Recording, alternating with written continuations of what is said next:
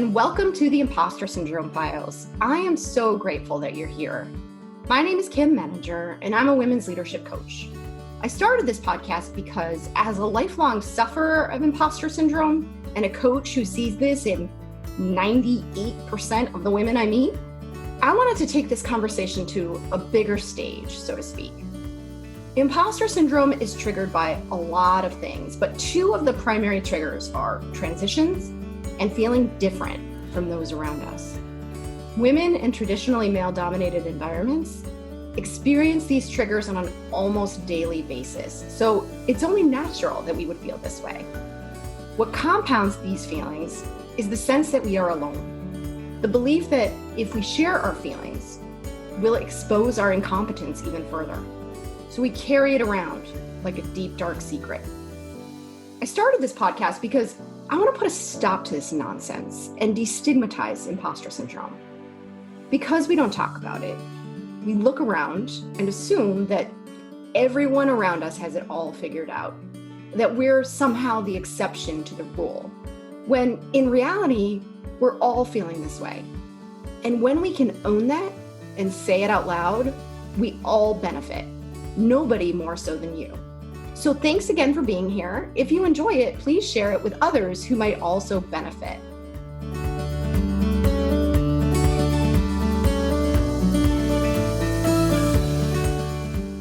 Welcome, Diana. Thank you so much for being here today. I'm excited to chat with you. I'd love to start by having you introduce yourself. Thank you, Kim. I'm looking forward to a conversation. My name is Deanna Galler. I am an executive coach. And honestly, I speak of myself as a recovering scientist. I spent 28 years in my first career as a scientist and leader of scientists in the pharmaceutical industry. And I've been a coach for about 10 years. Ah, okay. So you sound, I was not a scientist, but I did high tech for the first half of my career, and I've been doing coaching for about 10 years now too. So So I'd love to start by asking you what imposter syndrome means to you, and how, if at all, has it shown up in your life or your career? Okay. So imposter syndrome to me is that feeling that you don't deserve what you have, that you haven't earned it, that you are not up to it, that you have gotten to that position of authority or privilege or knowledge through means that weren't right. And therefore you feel somewhat weak, and you feel afraid to make decisions or to speak your opinion or to really have the role that you have. Mm. Absolutely. And I'm sorry. Oh, I was just agreeing with you. Yeah. Okay. And in my career, it's interesting because it showed up several years after I started working. And what I've read about, especially women's confidence in the workplace, is that it gets eroded over time. So I started, I was actually still a graduate student while I started working, and felt there was nothing if I set my mind to it, I could do anything. And then over time, as I climbed up the corporate ladder, there were a number of occasions that impacted how I felt about my confidence and how I felt about myself and my ability to do things or to work. And all of those conspired to make me feel like, well, maybe I am a fraud, an imposter in this role. I shouldn't be here. So it didn't show up until sometime later in my career. When you look back, do you notice a pattern or any themes around the situations that triggered that feeling for you? Interesting question. I think as I mentioned, I was in the pharmaceutical industry, which in many areas, or at least when I was there, is very much male dominated. Certainly in the science and certainly in the roles that are not service roles. If you look at the majority of women in the pharmaceutical industry, first of all, in R&D, they're technicians or they're bench scientists. They're not necessarily the leaders. Or they are the HR people, they are the finance support person, communications, things of that sort. And so it was always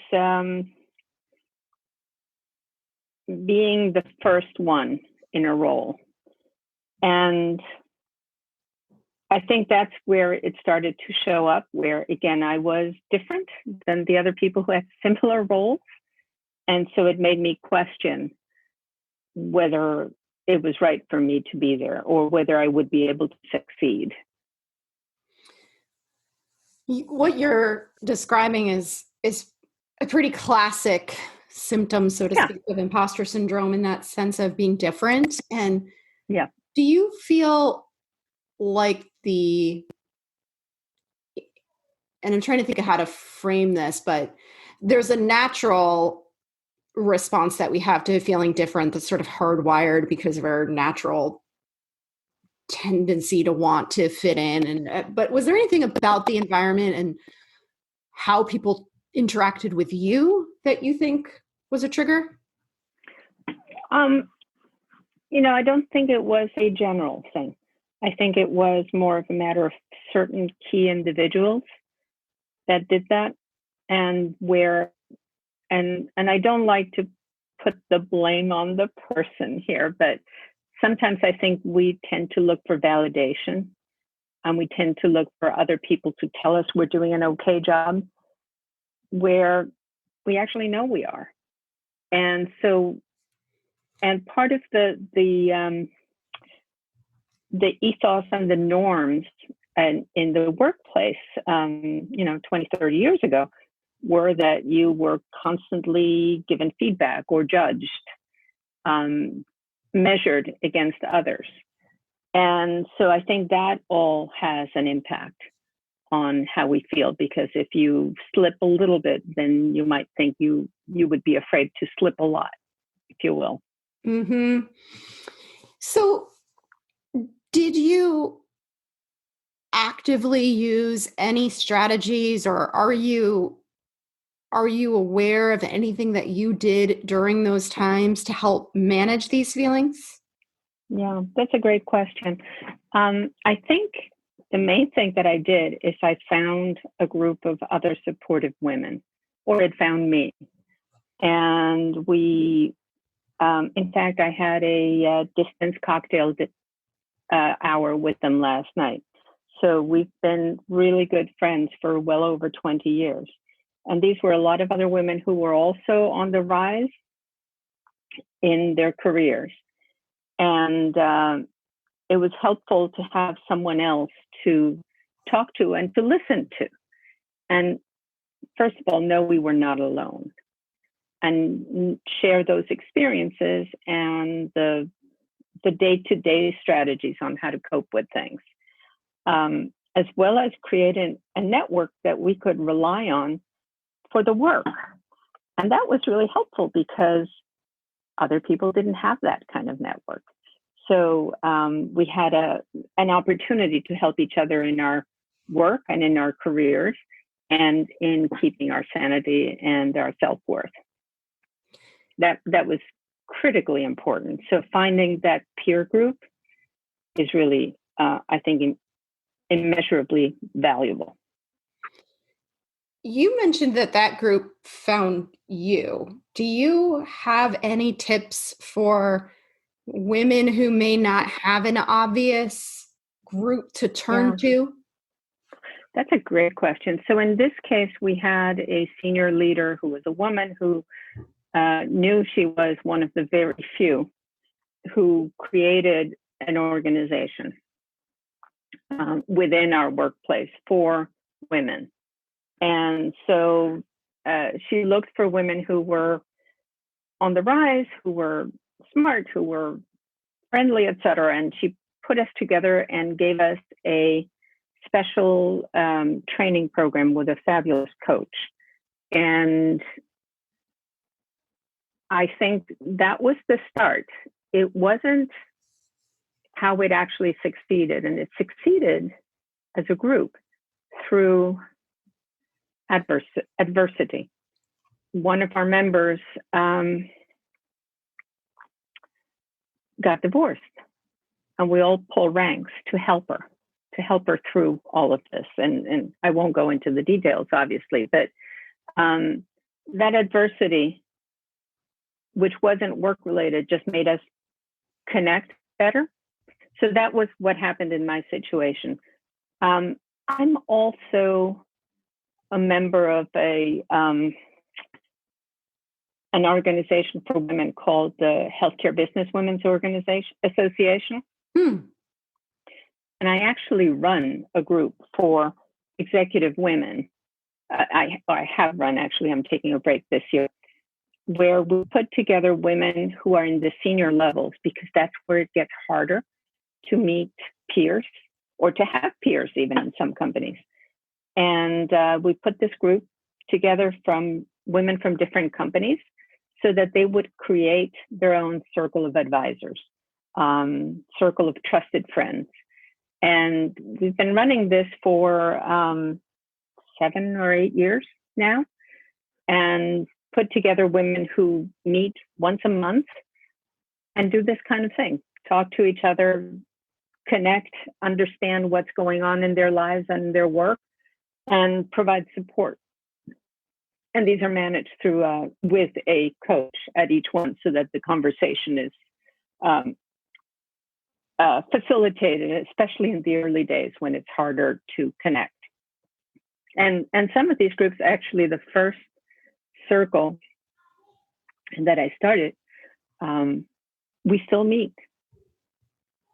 Wow. I love that you gave examples of both internal and external groups, because not everybody will necessarily have the internal group available, but there are definitely some really great external groups out there. And I would look at women's organizations, women's professional organizations for this kind of thing as well. Absolutely. So I'd love to shift gears now and talk a little bit more about your work with confidence. Mm-hmm. What do you see out there? Great question. So the reason I got interested in confidence is because so many of my clients voiced that as one of their issues. They were fearful of, both men and women, not just women, fearful of speaking up, fearful of getting into trouble for doing their work, or to step up and maybe take on a higher role or more challenging position in their companies. And so I thought there must be something to this. And people I spoke with and I shared that I was interested in this topic said, wow, that's such an important topic. So I started looking at the literature. I read about 10 books or more and articles and things of that sort. And at that time, I had to stop, because I realized one of the things that I was doing was looking for perfection and not trusting myself to know enough after reading all of this. So I started working on my own self-confidence about this, and created a model for where confidence comes from, or lack of confidence comes from, and how you can impact that. And it's a journey. There's no magic bullet. There's no magic wand that I have that I can wave at someone and say, now you're confident. But I can ask them to think about how they're approaching things, or their perspective from any of these 3 areas. And again, my definition of worthiness, because I couldn't find one that was working for me in the dictionary, is that it isn't just that confidence is the mindset or belief that you have the capacity to achieve, and most important, and that you're worthy of that success.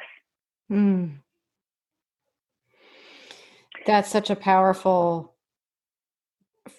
frame for that, right? Because that worthy piece, I think, is absolutely critical. And one of the things that I read in the books, many were looking at confidence from the perspective of if you fake it, you'll become it. Mm. And that, I think, is where imposter syndrome also shows up. Because if you fake it enough, but don't believe it, that you feel like an imposter. Exactly. So can you say more about the connection between self-worth and confidence and how you help with that piece? Sure. So I look at sort of three areas. One, the limiting beliefs that you might have. So how you see the world. So what you see the rules are for behavior or for what will happen in the world. So if you assume there is a rule or a belief that women can't be X, you're never going to try that, right? You create a rule that I can't be. And so first we work on looking at limiting beliefs and trying to understand what those might be. One of my favorites for limiting beliefs, to use as an example, was that at the turn of the 20th century, there was a belief widespread that women should not exercise beyond very, very minimal levels because it would hurt their delicate nature. Wow. How do you think that falls on Serena Williams? Right. But it was a belief around the world. And there was no evidence for it, but it was a belief. So it created the rules that women couldn't compete in the Olympics or, all kinds of things. So that's one. So how you see the world is one. Another one is how you want the world to see you or how you want to be seen.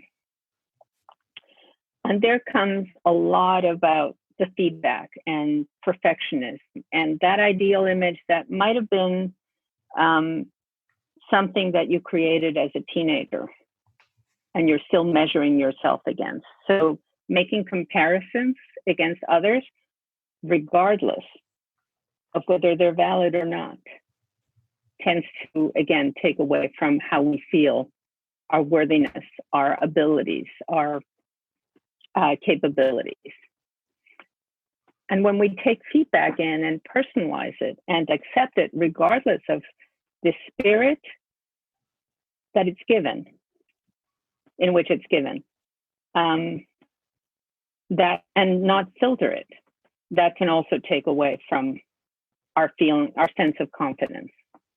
So if we don't filter it, if we don't choose the feedback that we take in, or feedback which can be as simple as looking at magazines and the images of women in those magazines, and we're comparing ourselves against those. That's a great point. And then the last is, once we've internalized all of that feedback, all of the mistakes or things that happen to us in our life, we tend to create this little voice inside that actually is there to protect us, but also stops us from doing all kinds of things. The little voice that says, can't do that, you're going to fail. And so working to remove that little voice, thank it for protecting us, but really letting go of that voice is the last and sometimes the most difficult thing to work on to build confidence. And I run a 4-part workshop on this. And do you find, because you mentioned it's not just women, right? I've experienced that as well, that it's also men. If we look at this through other lenses besides gender, are there other trends that you see among the people that come to you for this? Are there other kinds of themes that show up? Yeah, that's a great question. Usually it's people who've, so both men and women, it's people who've had some negative feedback based on somebody else's ideal image. They might be very good at what they're doing, but they're somehow different than the person that hired them expected them to be. And so they keep on hitting their head against the wall and don't know why, and don't trust their instincts about how to do things. So that comparisons part, or perfectionism, so comparing to their own ideal, tends to cause that as well. Yeah, I think I love that you look at this at a deeper level, and that you mentioned the fake it till you become it as really contributing to imposter syndrome more so than overcoming it, because these are such deep rooted messages that we have internalized that, continue to surround us in invisible ways. To be able to shine a spotlight on that and spend some time really thinking is so powerful, because we just don't do a lot of that in our everyday lives. And we have to know first that it is a limiting belief that can be challenged, right? I think so often we just accept at fact what we tell ourselves. Yeah, absolutely. And all those assumptions that we make about things, which are probably based on some valid experience, some real experience, but it may not be valid now. Exactly. Mm-hmm. Is there one thing that you would recommend to anyone listening who may be experiencing what we're describing and looking for some action step that they can take, some starting point or something that you think would be helpful? Yeah, I think there's one thing. I've been reading a lot about how the mind works lately. And in general, we have two, the reptile brain, if you will, the fast mind that is always scanning for threats and looking to associate what we're seeing with something that happened in the past. And that tends to happen in millisecond or nanosecond time. But it isn't always right. The slow mind that uses reason, that really looks at what the real possibility is and sits in the prefrontal cortex, that mind tends to take more energy from us. And if we're scared or if we're tired, we tend to not engage it. So I think if I could recommend anything to anyone, would be to take that moment when they have that instant of fear about work or about anything else, or that moment where they don't feel confident, to take a moment, take a breath, and start trying to think about it rationally. What evidence do I have of this? How likely is this to happen? And then, quite frankly, ask, what's the worst that could happen if I did this? Most of the time, the answer is, no big deal. And actually, the gain is much greater. So trying to engage that rational mind and trying to slow down, take a pause, take a breath in order to go forward is really critical. I love that. And I have certainly found that to be the case myself too, because my own imposter syndrome coupled with my own natural anxiety, that once it starts, it's like a speeding train. That's really, Oh yeah, absolutely. It really hijacks, everything. yeah, I love that. And I think that engaging your rational mind piece is such a powerful way to just kind of get back into the driver's seat again. Yep. And so thank you for that. So as we're wrapping up today, I'd love to ask you just a couple more questions. What motivated you to want to be here today? And what are you hoping people will take away from this? Well, I was so intrigued by you creating a podcast on the topic of imposter syndrome that I wanted to participate. And like I said, I have found this to be a passion for me to try and help, especially women, become more confident in their own abilities and opportunities. I have to tell you that when I read your topic, I was taken back to a friend who was about to graduate with a Ph.D. from Harvard. And that's the first time I heard the term imposter syndrome. And she felt like she was an imposter in what she was doing. Now, this is a person who's now in a named chair at another Ivy League university.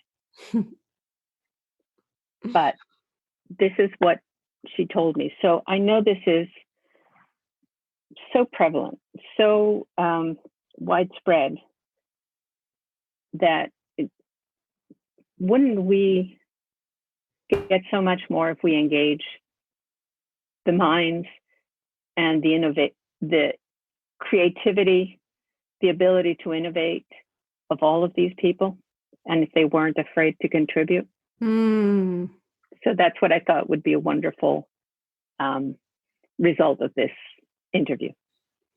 Thank you so much. You're absolutely right. I think about that too, of how much as a society we're missing out on people's full potential because they're experiencing such self-doubt. So thank you for being here and for sharing your perspective with us. Thanks again for listening today. If you're struggling with imposter syndrome and you'd like additional support, check out the show notes for more resources or contact me directly. I would love to help you. And if you'd like to tell your story, I would love to interview you. You will find my contact info in the show notes, so reach out anytime. Thanks again.